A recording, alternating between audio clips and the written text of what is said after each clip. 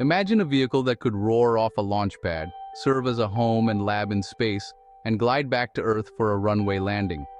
This was the Space Shuttle Orbiter, a reusable workhorse that redefined our access to space.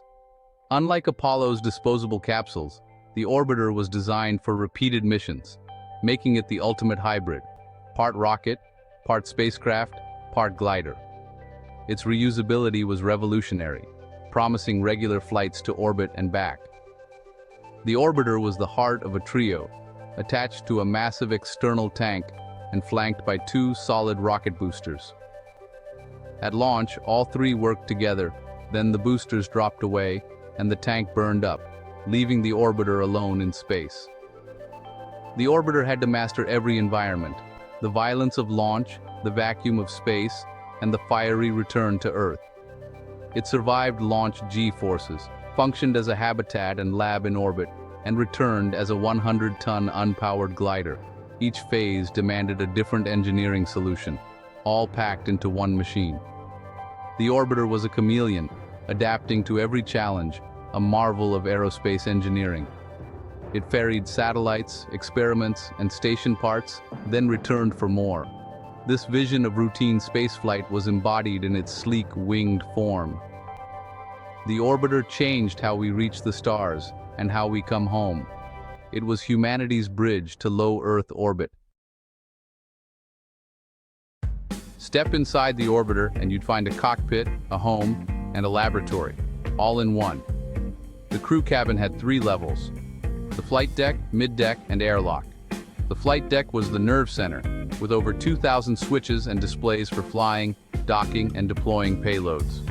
Below, the middeck served as living quarters: galley, toilet, sleeping stations, and storage, all packed into a compact space.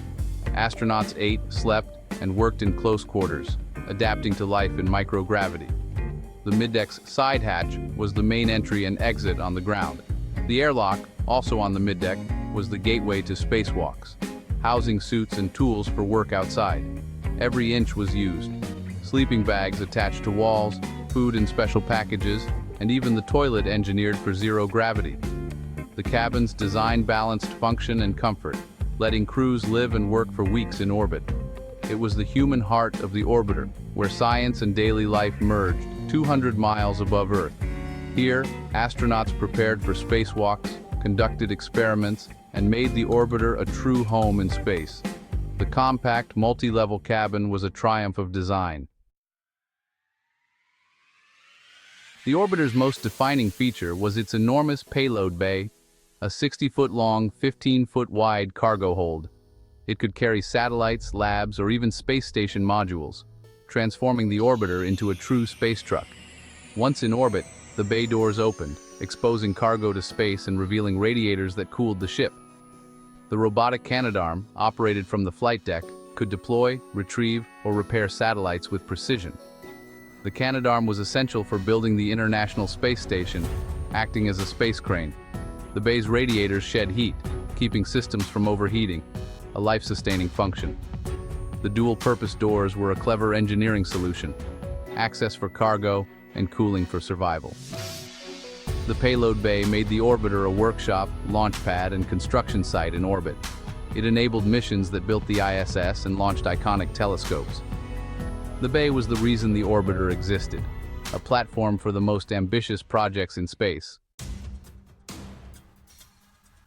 The orbiter's journey began with 3 Space Shuttle main engines, liquid-fueled powerhouses generating nearly 400,000 pounds of thrust each.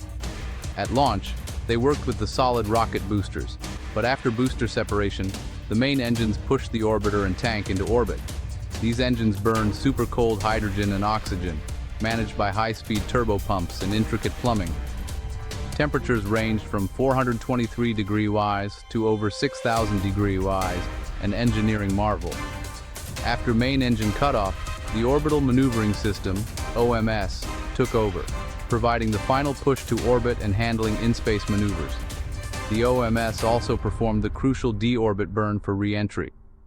For fine control, the Reaction Control System, RCS, used 44 small thrusters to adjust orientation and position. The RCS allowed precise pointing for docking, telescope work, and re-entry alignment. Together, the SSMEs, OMS, and RCS gave the orbiter both raw power and surgical precision. This engine suite let the orbiter launch, maneuver, and return with unmatched versatility. The engines were the muscle and finesse behind every mission. They made the orbiter a true spacefaring vehicle, power, control, and adaptability, all in one ship. Keeping astronauts alive in space required constant power and air. The orbiter used 3 fuel cells combining hydrogen and oxygen to produce electricity, heat, and pure water. Electricity powered everything: computers, lights, life support, and more. The heat was recycled to regulate onboard temperatures. The water was used for drinking, food, and cooling. No need for heavy water tanks. This closed-loop system was efficient and elegant. The life support system maintained an Earth-like atmosphere, mixing oxygen and nitrogen at sea-level pressure. Fans, filters, and sensors kept the air clean, removing carbon dioxide and contaminants. The orbiter's systems let crews live and work for weeks, hundreds of miles from home.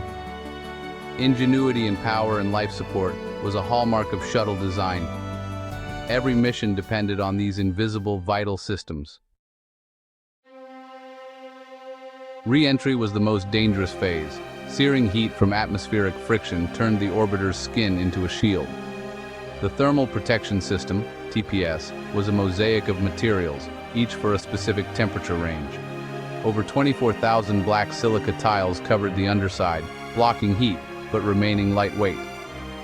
These tiles could be red hot on one side, cool to the touch on the other. Fragile but effective, they were the primary defense against re-entry's inferno. The hottest areas, nose and wing edges, used reinforced carbon-carbon panels, withstanding the highest temperatures. White quilted blankets insulated less extreme areas. The TPS let a delicate aluminum airframe survive a plasma storm. Damage to the shield could be catastrophic, as seen in the Columbia tragedy. The system's complexity was essential for safe return. The orbiter's thermal armor made its glider-like landing possible. Without it, the journey home would have been impossible. The TPS was the unsung hero of every mission. Flying the orbiter required more than human skill. It needed a digital brain.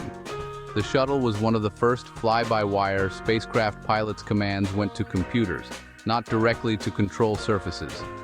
The computers interpreted inputs, managed thousands of sensors, and controlled engines, thrusters, and flight surfaces.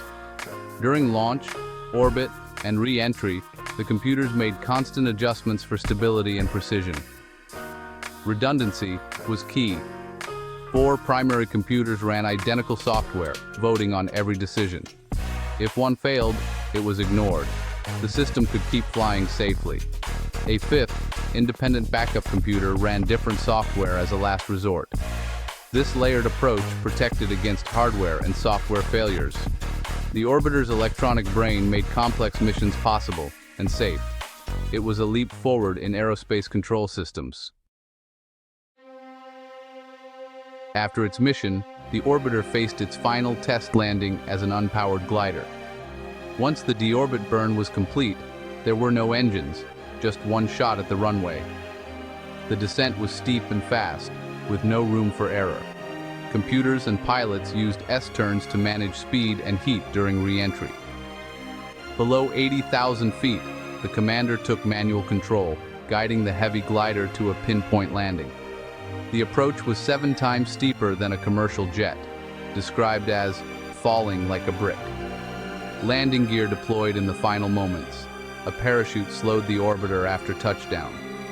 The landing was a breathtaking spectacle. Sonic booms, a puff of tire smoke, and a spaceship home again. It was the final, graceful act of every mission. The orbiter proved a spaceship could land like a plane. The Space Shuttle Orbiter was more than a machine. It was a symbol of human ambition and ingenuity. For 30 years, it enabled missions once thought impossible. Building the ISS, launching and repairing Hubble, and carrying science to orbit.